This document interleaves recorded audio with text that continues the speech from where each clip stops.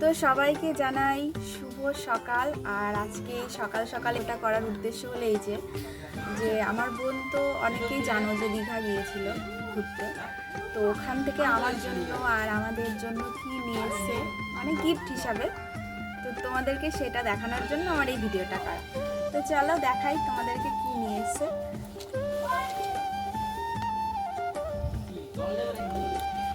তো এই যে স্পেশালি এই যে শাখা জোড়া,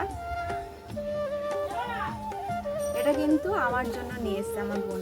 কারণ যেহেতু দেখো আমার এক হাতে শাখাটা কিন্তু বেড়ে গিয়েছে, অনেক দিন হলো আর করা হয়নি, তো সেই কারণে কিন্তু এই যে বোন নিয়ে এসছে।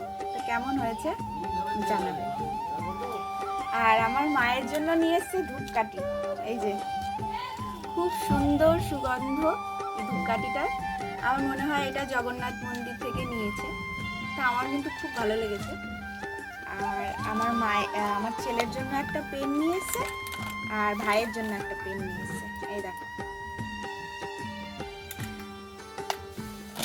তো এই হচ্ছে আমাদের গিফট। আর গিফট যেমনই হোক, ছোট হোক বড় হোক, সেটাতে কিন্তু আমাদের আনন্দ পাওয়া উচিত, তাই না? যেমনই হোক গিফট।